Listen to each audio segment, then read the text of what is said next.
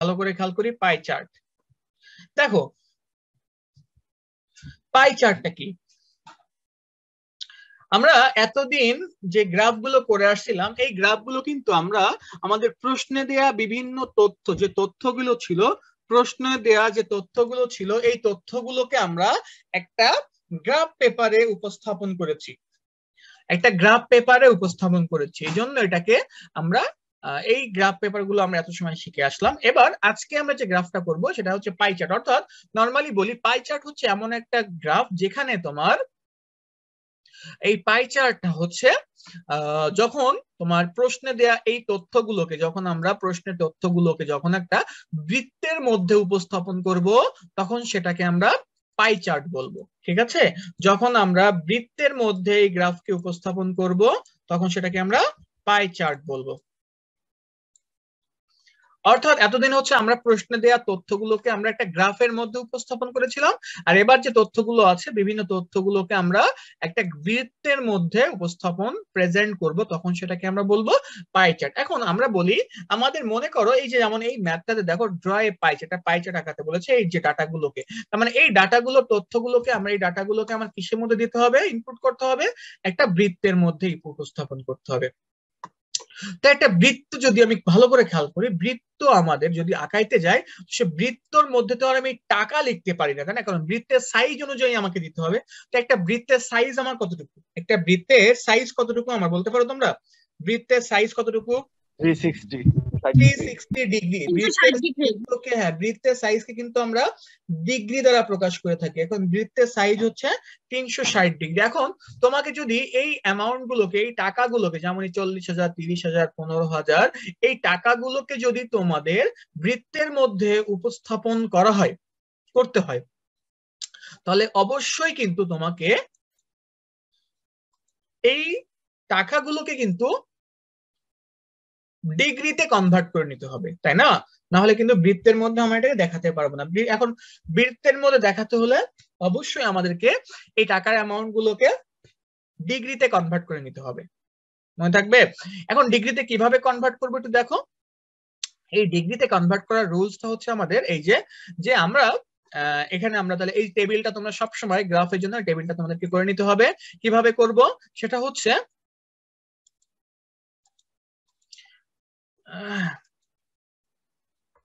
আচ্ছা, calculation table for pie chart লিখে আমরা এখানে প্রথমে যে এক্সপেন্স গুলো আছে, কি কি এক্সপেন্স আছে, cost of materials, cost of labour, direct expense, factory overhead আর মিসেলেনিয়াস এক্সপেন্স। তার মানে এই মোট 5টা কস্ট এখানে আছে।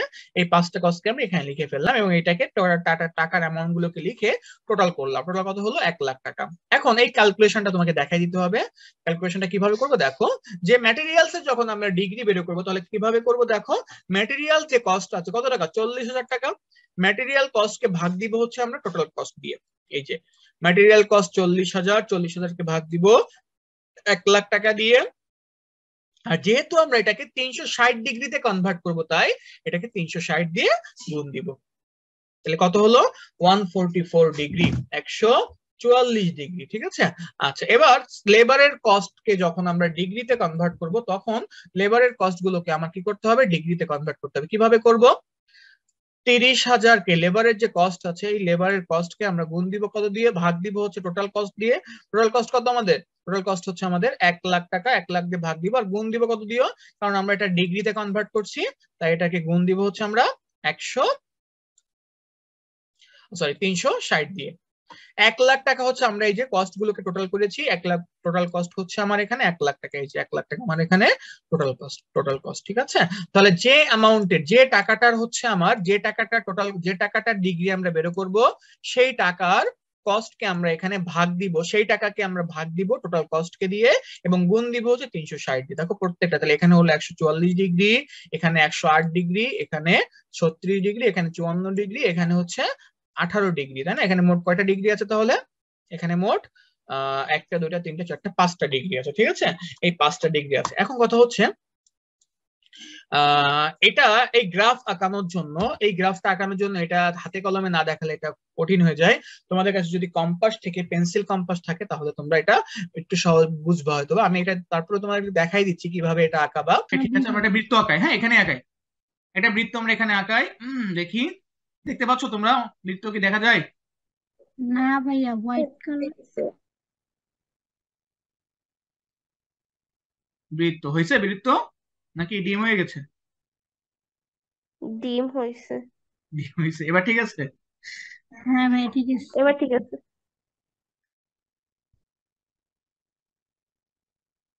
আচ্ছা, বৃত্তের কালারটা আমি একটু চেঞ্জ করে দিলাম, দেখতে সুন্দর লাগুক একটু। ওকে, এবার দেখো বৃত্তের একটা সেন্টার হবে, এখন এই সেন্টার বসাবো কেমনে রে ভাই? আমি ঝামেলা আছে, অনেক ঝামেলা এগুলা আঁকানো, এখানে ম্যানুয়ালি আঁকানো, এটা অনেক ঝামেলা। যাই হোক, ওয়েট করো ওয়েট করো, চুপচাপ থাকো, আমি দেখি চেষ্টা করি, হ্যাঁ। ভাই মাঝখানে একটা প্লাস সাইন দিয়ে তাহলে হচ্ছে ওয়েট নেওয়া করো যায়। ওয়েট করো, মাঝখানে প্লাস সাইন না, যেভাবে আছে ওভাবেই আমি আঁকাবো, ধৈর্য ধরো। ওকে, এখন দেখো আমরা এরকম একটা বৃত্ত আঁকাবো, আগে একটা সেন্টার পাবো, তাই না? সেন্টার থেকে আমরা যে কোনো একটা রেখা আগে অঙ্কন করব। কোথায় বলো বলো, রেখাটা কোন বরাবর দিব? রেখাটা হচ্ছে সেন্টার থেকে, এই যে সেন্টার থেকে যে কোনো বরাবর আমি একটা রেখা নিয়ে নিব। এই যে নিলাম একটা রেখা, মনে করো, হ্যাঁ। ওকে, আমি রেখাটা নিলাম এই কালার বা অন্য কালার দিলাম রেখাটা। ওকে, এটা হচ্ছে আমার রেখা, ধরে নাও।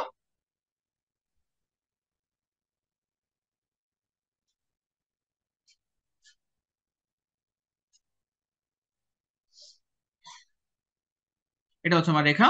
এবার আমরা কম্পাস ধরবো, কম্পাস ধরা শিখি। আমরা কম্পাসটা নিয়ে আসি নাকি, দেখি কম্পাস। কম্পাস এক একজনের এক এক রকম, এখন আমারটা কিরকম আছে আমি জানি না, এই যে দেখো, ওই জন্য আমার কম্পাস চলে আসছো, আমার কম্পাস। হ্যাঁ, পেয়েছি কম্পাস। কম্পাস কি দেখা যায়? জি ভাইয়া, দেখা জি যায়। ভাইয়া। হয়ে ভাইয়া গেল। চাঁদা এটা। সরি, চাঁদা, কম্পাস না, আর চাঁদা, হ্যাঁ। ঠিক আছে, আমি কম চাঁদা দিয়ে দেখাই। ভাই বৃত্তটা বড় করলে মনে হয় একাতে সুবিধা হতো, তো তুমি ছোট। বৃত্ত আকার বড় করলে সুবিধা হতো। আচ্ছা, আমি বৃত্ত বড় করবো না, আমি সেন্ড টু ব্যাক, ভাই চাঁদাটা ছোট করলে হবে। চাঁদাটা ছোট করে দিব আমি এটা।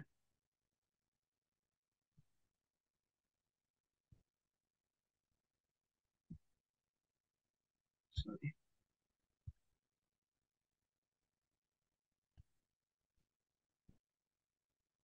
সামনে আসে না কেন? হ্যাঁ, আসছে, ওকে। চাঁদাটা একটু ছোট করি আমরা, হ্যাঁ। ওকে, চাঁদাটা কিভাবে ধরবো? এই যে দেখো, এই সহজ ধরা সিস্টেমটা।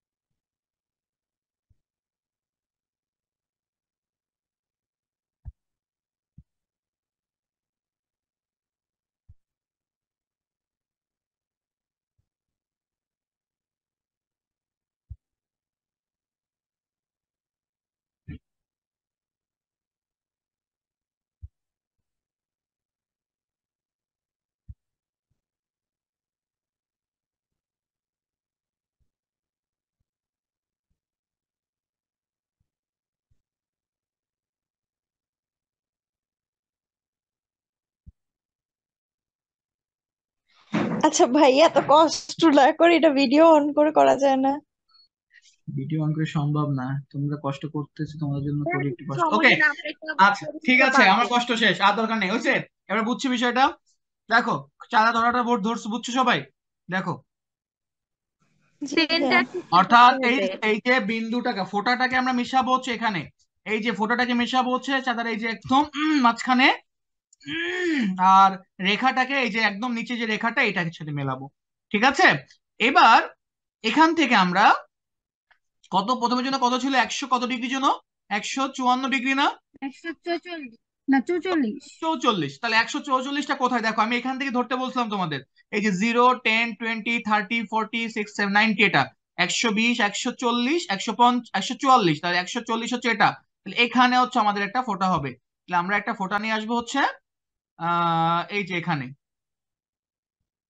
কোথায় জন্য 144 হচ্ছে 100, এটা হচ্ছে 140-এর পরে 5 দাগ, এটা হচ্ছে এখানে, ঠিক এখানে একটা ফোঁটা দিব।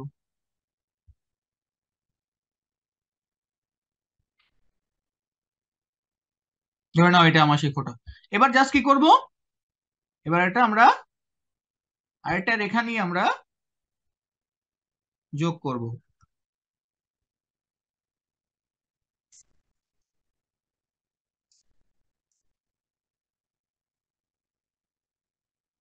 এই যে দেখো, এই যে এখানে ধরে কিন্তু ধরবা, এখানে যোগ করব হচ্ছে আমরা এই বরাবর। ব্যাস, এটা হচ্ছে আমার প্রথম একটা হলো, এটা হচ্ছে 144 ডিগ্রি। এবার চাঁদাটাকে আমরা একটু ঘুরাই নিব, বুঝছো? চাঁদাটাকে ঘুরাই নিব, ঠিক এভাবে করে ঘোরাবা চাঁদাটাকে। চাঁদাটাকে এভাবে ঘুরাই নিবা, এই যে উল্টাই দিলাম আমি খাতাটা। এটা ঝামেলা হবে আরো আমার জন্য, খুব কঠিন হবে।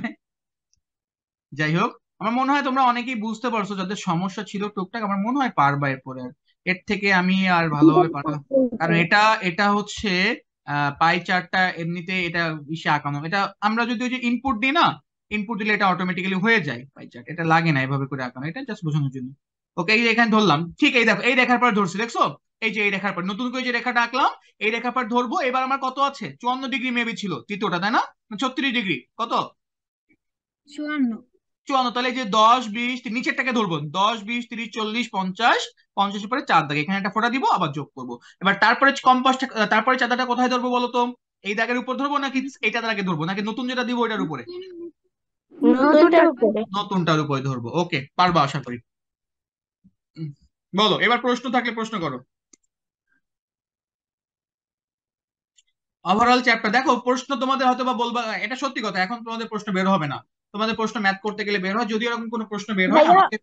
হ্যাঁ বলো। প্রশ্ন হচ্ছে চাঁদা নিয়ে, মানে চাঁদাটা আমি চিনি, মানে আপনি ওই যে ডান দিক থেকে ধরলেন ঠিক আছে, বাট বাম দিক থেকেও তো চাঁদার কিছু নাম্বার যায়, ঠিক না? তো আমরা না, কেন আমরা ওই ধরবো ডান ওখানে? দিক থেকে, আমরা ডান দিক থেকে, এটা সিস্টেম আছে, এটা নিচের দিকে যখন যায় তখন আবার উল্টা হয়ে যায়, ঠিক আছে? কিন্তু আমরা যখন ধরবো আমরা ডান দিক থেকে উঠে আসবো, যে 10 20 এভাবে করে, ওটা সিস্টেম আছে। সব কিন্তু সময় আমাদের, কি?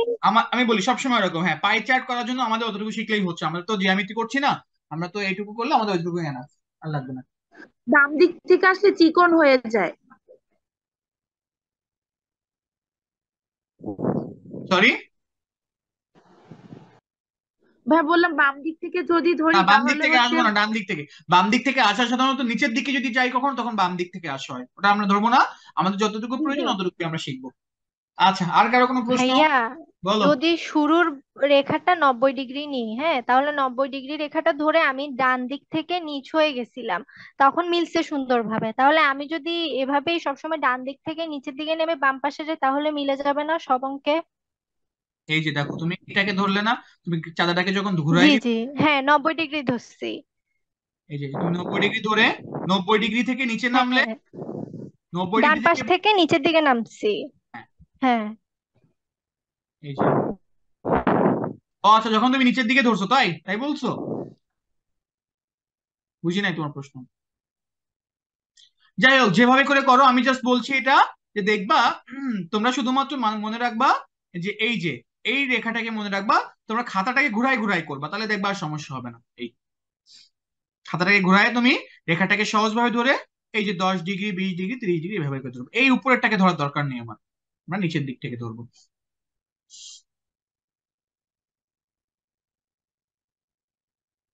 ওকে, আর কারো কোনো প্রশ্ন?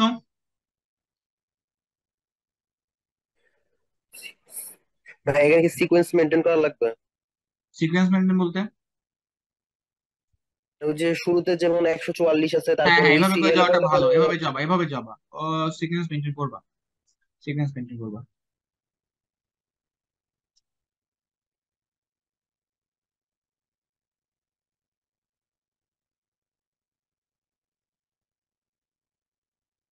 ওকে, যদি আর কোনো প্রশ্ন যেহেতু নাই, যদি ম্যাথ করতে যদি কোনো ভাইয়া, সমস্যার সম্মুখীন হও, হ্যাঁ বলো। ভাইয়া ইয়া পাই চার্টের বাইরে কি কোনো প্রশ্ন করতে পারবো?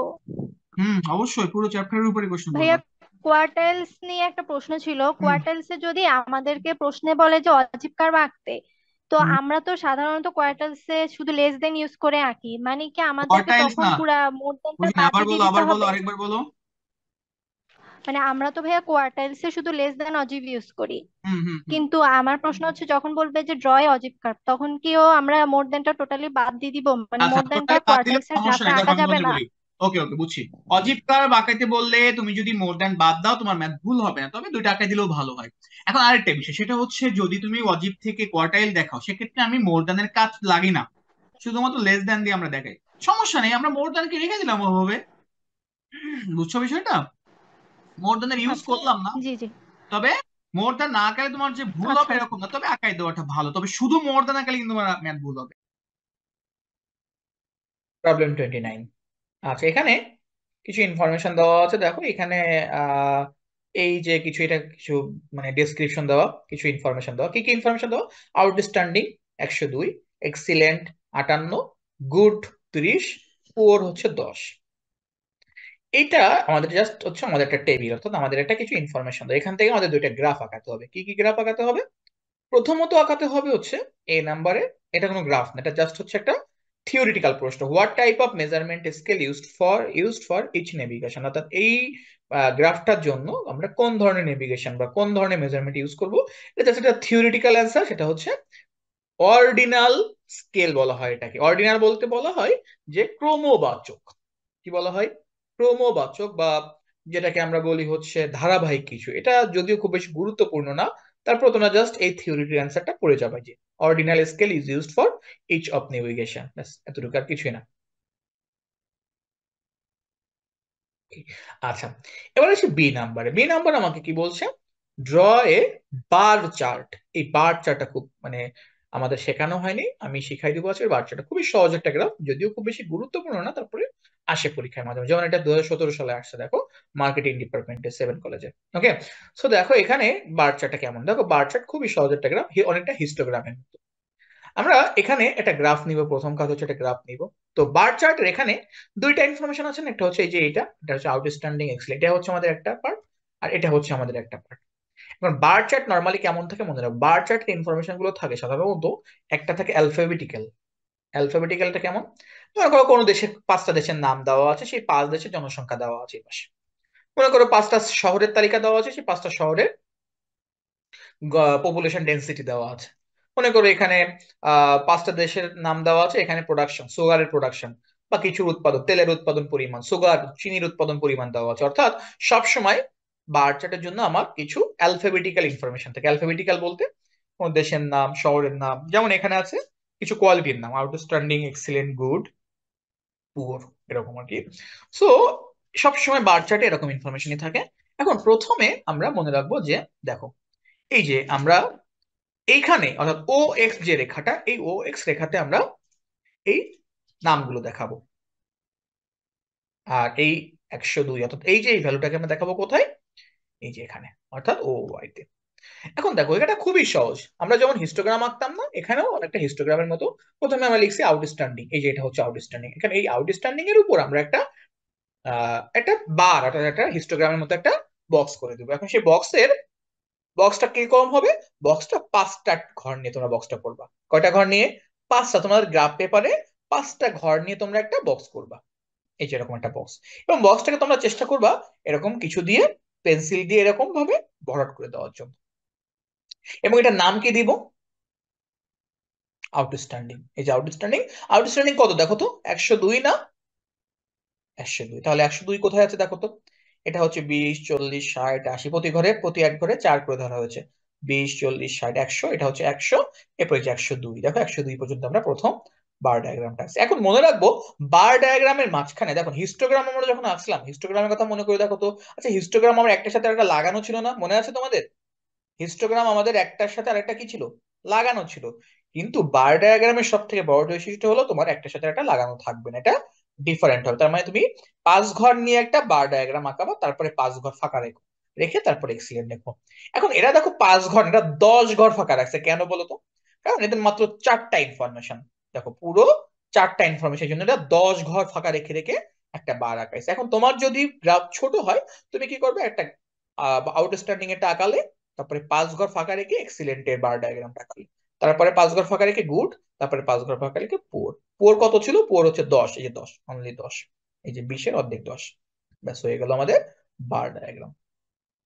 বুঝতে পারছো সবাই? তাহলে ভাই ও এক্স এর মানে 5 ঘর করে নিব ফাঁকা রেখে না? বুঝি না, আবার বলো। ও এক্স এর বরাবর কি 5 ঘর ফাঁকা ফাঁকা করে করবো না ভাই? 5 ঘর করেও করতে পারো, 10 ঘর করে করতে পারো, তোমার জায়গা অনুযায়ী ডিপেন্ড করবে তুমি কতটুকু জায়গা তোমার গ্রাফে, সেটা তুমি দেখবা। আচ্ছা। তোমার গ্রাফে যদি ধরে তাহলে 10 ঘর হুম। নিবা, নাহলে 5 ঘর নিবা। ওকে। ওকে ভাই, আর ও স্যার এর সময় স্কেল কত লিখতে ধরছে জায়গায়? না, এখানে ও স্কেল টেল কিচ্ছু লেখা লাগবে না, এখানে স্কেল টেল কিছু লেখা দরকার নেই, জাস্ট এতটুকুই। ভাই ও এর সমান কত নিচ্ছে জায়গায়? এখানে 4 এক ঘর ঘরে করে 4 নিচ্ছে? করে ধরা হয়েছে, এক ঘরে 4 করে ধরা হয়েছে। সর্বনিম্ন এখানে 110 আর সর্বোচ্চ 102, এই জন্য আমরা এখানে এক ঘরে 4 করে নিয়েছি। 20, 40, 60, 100, 100 আর 120। আমাদের এটা ধরা হয় হচ্ছে আমাদের হাইয়েস্ট ভ্যালু আর লোয়েস্ট ভ্যালু অনুযায়ী। সবাই ক্লিয়ার? ভাইয়া এটা কি একটু আপনি এটা ক্লিয়ার করে একটু বুঝিয়ে দিতে পারবেন, মানে এটা বুঝি নেই এভাবে। কিভাবে বোঝে না আমি বলি, আমাকে বলো বুঝতে হবে। কি বোঝো নাই তুমি বিষয়টা? তুমি হিস্টোগ্রাম আঁকাইতে পারো? আরে, হিস্টোগ্রাম জি আঁকাইতে ভাই পারো? ওটা পারি। হ্যাঁ, হিস্টোগ্রাম যদি পারো, জি ভাই হিস্টোগ্রাম এটা আমরা পারি। কি করি, এখানে 10 থেকে 20-এর উপরে একটা বক্স আঁকাই। আর এখানে আমরা আউটস্ট্যান্ডিং, এই যে আউটস্ট্যান্ডিং একটা ঘর আছে, এই আউটস্ট্যান্ডিং এর নাম্বারটা হচ্ছে 102। সো এখানে আমরা 5টা ঘর নিয়ে আমরা একটা বক্স আঁকাবো, যেটার নাম হবে আউটস্ট্যান্ডিং। এটা আমি আউটস্ট্যান্ডিং নাম দিয়েছি, যে বক্সটার নাম আউটস্ট্যান্ডিং। এবং এই ঘরটার মানে হাইট হবে হচ্ছে 102 পর্যন্ত। তাহলে এখানে হচ্ছে আমার এই যে 20, 40, 60, 80, এই যে 100, এবার 100 পর একটু উপরে 102 পর্যন্ত এই প্রথম বক্সটা।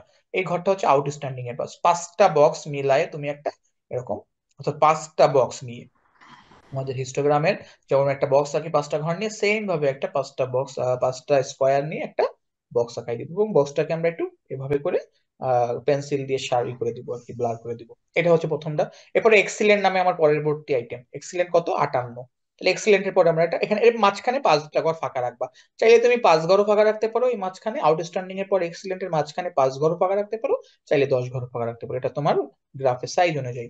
এক্সিলেন্ট হচ্ছে আমার এখানে কত, 55, তাহলে 40, 50, 55, এই যে 50 এখানে দিয়ে দিলাম। এরপরে গুডে কত, গুডে হচ্ছে 30, 30 পর্যন্ত দিয়ে দিয়েছি। তারপরে পুয়ারে হচ্ছে 10, এই যে 10 পর্যন্ত আমরা একটা জাস্ট বক্স করে দিয়েছি, ব্যাস আর কিচ্ছু না। ওকে। জি ভাই বুঝতে পারছি। আচ্ছা, সি নাম্বারে কি বলছে, ড্র এ পাই চার্ট। ওকে। আচ্ছা, এই পাই চার্ট আমি আজকে করাবো না, কেন বলো তো? এটা আমি করাবো না কেন, কারণ হচ্ছে তোমরা এই পাই চার্ট করার পরে তোমরা এটা নিজেরাই পারবা। ওকে, তাহলে ভিডিও দেখার পরে তোমরা সি নাম্বারটা নিজেরাই করে ফেলবা। ওকে, 30 নাম্বারটা বলছে লাইন চার্ট। এই লাইন চার্টটা আমি, এটা দরকার নেই, এটা আমি নেক্সট ডে আরেকটা ম্যাথ করাবো 33 নাম্বার, ওইটা করার সময় তোমরা লাইন চার্টটা যখন ওখান থেকে শিখাই দিলে এটা তোমরা নিজেরাই পড়বা। লাইন চার্ট খুবই সহজ জিনিস। আচ্ছা, এটা গেল লাইন চার্ট। আচ্ছা, লাইন চার্ট আমরা দেখে আসি। হ্যাঁ, 33 নাম্বার ম্যাথ একটু দেখে আসি লাইন চার্টটা কেমন। দেখো, লাইন চার্ট হচ্ছে এই যে প্রবলেম নাম্বার 32। দেখো, represent the following table with a suitable graph. এখন কি বলছে এখানে, অর্থাৎ এখানে কিন্তু বলেনি যে কি আঁকাইতে হবে, বলছে যে জাস্ট এই আইটেম গুলোকে এটা মানে এটার জন্য যেটা সুইটেবল একটা গ্রাফ আঁকাইতে বলছে। এখন সুইটেবল এটার জন্য যে লাইনে আঁকাবো, এটা কিভাবে বুঝবো? আচ্ছা, তোমার একটা কথা বলো তো, আমরা যে হিস্টোগ্রাম আঁকাই, অজীব কার্ভ, তারপরে হচ্ছে পরে কি আঁকাই, ফ্রিকোয়েন্সি পলিগন, ফ্রিকোয়েন্সি কার্ভ, এগুলো প্রত্যেকটা আঁকানোর জন্য আমাদের কিন্তু ক্লাস আর ফ্রি ক্লাস লাগে, তাই না? অর্থাৎ 10 থেকে 20, 20 থেকে 30, 30 থেকে 40, এটা লাগে না? সবাই একটু রিপ্লাই করবো। হ্যাঁ, ক্লাস ছাড়া কি আমি কোনো হিস্টোগ্রাম বা অজীব জি ভাই, কার্ভ জি ভাই আঁকাইতে পারি? লাগে। না না না। না। জি না পারি ভাইয়া। না, প্রত্যেকটা পারি না। এখন এখানে দেখো তো, তাহলে আমি অজীব, histogram, frequency polygon, frequency curve, এগুলো কিছুই আমরা এখান থেকে আঁকাইতে পারছি না। তাহলে গেল। এরপরে থাকে, তাহলে কেন কেন পারছি না, কেন দেখো তো কেন পারছি না, কারণ এখানে দেখো ভ্যারিয়েবল দেওয়া, অর্থাৎ আমার এখানে কিন্তু কোনো ক্লাস দেওয়া নেই, তাই না? ক্লাস নেই। ক্লাস নেই, গেল। তাহলে আমি ওই ওই ওইগুলো আঁকাইতে পারছি না, হিস্টোগ্রাম বা ফ্রিকোয়েন্সি পলিগন কার্ভ বা অজীব, এগুলো আঁকাতে পারছি না। থাকে কি, আমার বার ডায়াগ্রাম। কিন্তু বার ডায়াগ্রামে কিন্তু আমি একটু একটা বৈশিষ্ট্য বলছি, কি বৈশিষ্ট্য বলো তো? যে বার ডায়াগ্রামে আমার একটা ইনফরমেশন কি বিভিন্ন থাকে, দেশ বা অ্যালফাবেটিক্যাল স্থান থাকে, তাই না? অ্যালফাবেটিক্যাল মানে অর্থাৎ, আলফাবেটিক হ্যাঁ, কোনো দেশের নাম, কোনো শহরের নাম, তো বা কোনো জায়গার নাম, কোনো মানুষের নাম, এরকম থাকে, তাই না? কিন্তু এখানে কি দেখো তো, ওরকম কোনো অ্যালফাবেটিক্যাল কিছু আছে? না। নাই। তাহলে থাকে আমাদের আর একটাই গ্রাফ, কি গ্রাফ? সেটা হচ্ছে লাইন ডায়াগ্রাম। Line graph. তাহলে for given data the most suitable graph is line graph. এই যে দেখো এখন লাইন গ্রাফটা খুবই সহজ, এটা বার ডায়াগ্রামের মতোই, কিন্তু বার ডায়াগ্রামে হচ্ছে আমার বক্স আঁকাইতে হয় আর এখানে জাস্ট একটা করে রেখা আর কিচ্ছু না। বিষয়টা বুঝতে পারছি? বার ডায়াগ্রামে হচ্ছে আমরা একটা করে বক্স আঁকাই আর এখানে হচ্ছে আমরা জাস্ট একটা করে লাইন টানবো আর কিচ্ছু না। এখন কিভাবে দেখো, মনে করো আমার আমরা ও এক্স এ যেমন আমরা কি দেখাতাম, ক্লাস দেখাতাম। এখন এখানে ও এক্স এ ক্লাস না দেখাই আমরা এখানে কি দেখাবো, ও এক্স আমরা দেখাবো হচ্ছে, একটু ওয়েট করে আমি এটা একটু সাজাইনি। হ্যাঁ, ভেরিয়েবল। একটু ওয়েট, হ্যাঁ ভ্যারিয়েবলটাকে আমরা দেখাবো হচ্ছে, ওকে। তাহলে এই ভ্যারিয়েবলটা আমরা দেখাবো ও এক্স, এই যে ও এক্স আমরা দেখাচ্ছি জাস্ট 1 2 3। এখন এটা কোথায় দেখাবো, আমাদের গ্রাফে যে এই যে প্রতি 5 ঘর পর পর একটা মোটা রেখা থাকে না, এই মোটা রেখাতে আমরা জাস্ট একটা মোটা রেখাকে আমরা 1 ধরেছি, জাস্ট ওই মোটা রেখার নিচে আমরা 1 লিখবো। তারপরে 5 ঘরের পরে 2, তারপরে 3, তারপরে 4, তারপরে 5, তারপরে 6, তারপরে 7, ব্যাস হয়ে গেল। আমরা মোট কয়টা লাগবে এখানে ভ্যারিয়েবল, 1 থেকে 6 পর্যন্ত না? দেখেন দেখো 1 2 3 4 5 6, সবাইকে এটা বুঝছি, এটুকু বুঝছি ধরাটা? জি ভাইয়া। এটা কিন্তু খুবই সহজ, এটা খুবই ধরা সহজ। কি হ্যাঁ, নিচে আচ্ছা এবার আসি, স্কোয়ার তো লাগবে না?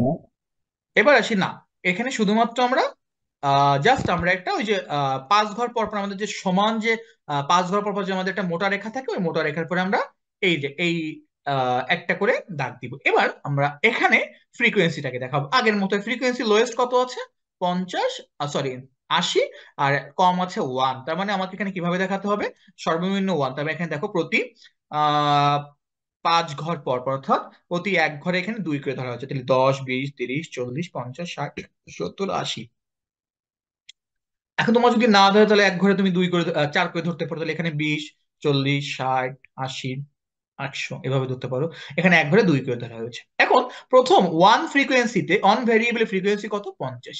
এখন জাস্ট এই রেখা বরাবর যে মোটা রেখার পরে আমি নিয়েছি না 1, এই বরাবর জাস্ট আমি একটা রেখা একটা লাইন আমি আঁকবো, যেটা কোন পর্যন্ত হবে, ফ্রিকোয়েন্সি 50 বরাবর।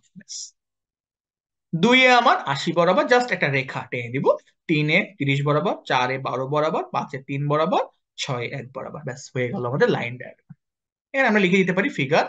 স্যার এটা কি গ্রাফ পেপারেই করব? অবশ্যই অবশ্যই গ্রাফ পেপারে, অবশ্যই গ্রাফ পেপারে, বার ডায়াগ্রাম বা লাইন ডায়াগ্রাম সবই গ্রাফ। ফিগার এটা হচ্ছে আমাদের লাইন ডায়াগ্রাম, ওকে। পারবো না এটা আমরা?